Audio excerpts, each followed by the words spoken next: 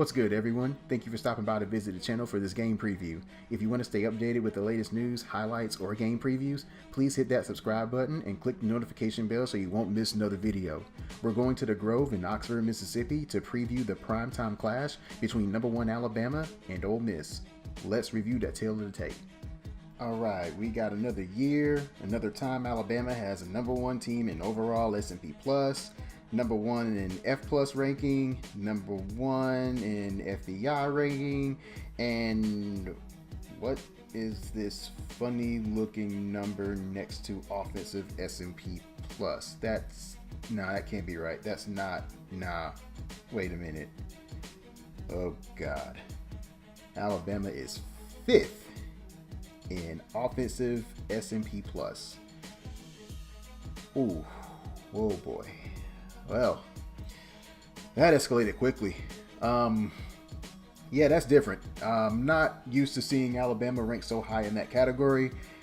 I mean, obviously they have a top 10 defense as always, but now you add a high-powered offense along with it. Yeah, if you hate Alabama this year, I'm telling you right now, this is not going to be fun for y'all. But on the other side, Ole Miss is no slouch offensively.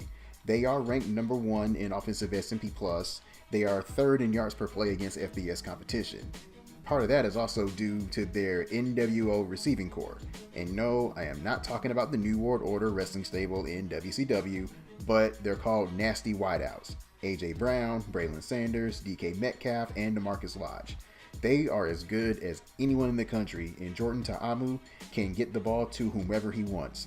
I always thought he was a more accurate quarterback than Shea Patterson, and it seemed as though the offense flowed better when he was the signal caller when he took over late in the year last year. But I'm just going to go ahead and call it what it is about Alabama's defense. It's still Alabama. They still got the horses up front to stop the run, and they can force you to be one-dimensional. They are allowing 4.48 yards per play, and they have been on the field for 147 snaps.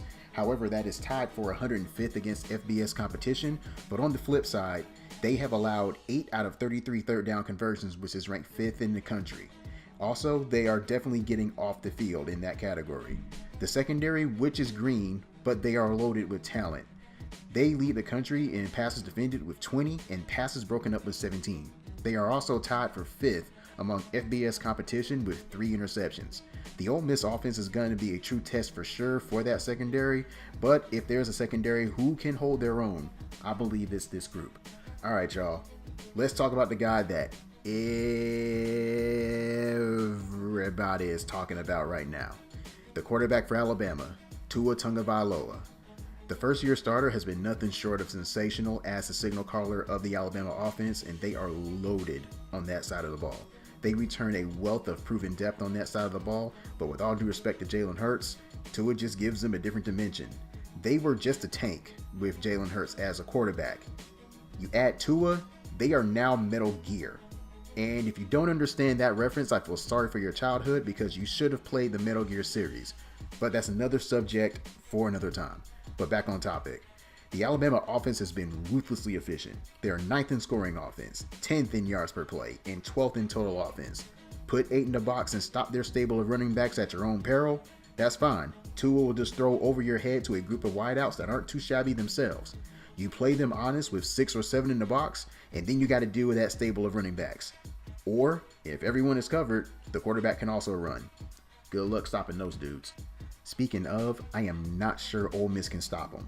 With a defensive S&P Plus ranking of 115th, that's not what you call efficient, and that's not a good matchup against Alabama's offense. To put this in comparison, both Louisville, which was ranked 64th, Arkansas State was ranked 105th in defensive S&P Plus. Alabama still hung half 100 on them.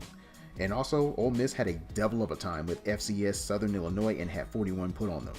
At first, I thought it was just a basketball game because the Salukis, they got a nice basketball program, but I had to fix my eyes when I saw that it was a football score.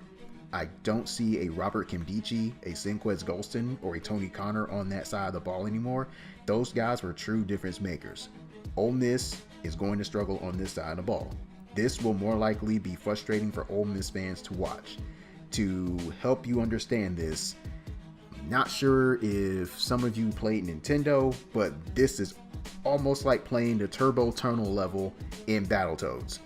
Is it possible for you to beat that level? Sure it is. Absolutely. I've actually seen it done before. However, are you going to do more cussing and screaming in the process and end up rage quitting? Yes, absolutely. The keys of the game for Alabama, they just got to play clean. No turnovers, and they have to disrupt the rhythm of the Rebel offense when they're on defense. For Ole Miss, the only way I see them beating Alabama is if they create turnovers and they get stops defensively. Can it happen? Yeah, I mean, we've seen impossible things happen before. So it's not out the realm of possibility for them to create a lot of turnovers and for them to get stops. So they may luck up and it may happen, but it's going to be easier said than done. I understand the game is playing in Knoxford. It's at the Grove. They never lose a party, but I got Alabama beating them in this one because I think Alabama's going to get at least more than one stop defensively, and I am not sold that Ole Miss can stop them. Ole Miss is going to get theirs. I'm not going to actually, discount them for it, but Alabama is going to continue to keep scoring. So I won't be surprised to see Ole Miss put up around, 350, maybe 400 yards of total offense on them. But at the same time, Alabama's going to put up about, I say, close to 600 or 700, man, if Nick Saban really wants it. I got 59-21 Alabama on this one. And that's all I got for you on this game preview. Let me know what you think in the comment section. I look forward to seeing it. Also, if you disagree, make sure you back it up with some solid data and facts. Make sure you keep it civil in the comment section if you're going back and forth with the opposition. Thank you for your support and be on the lookout for the next video.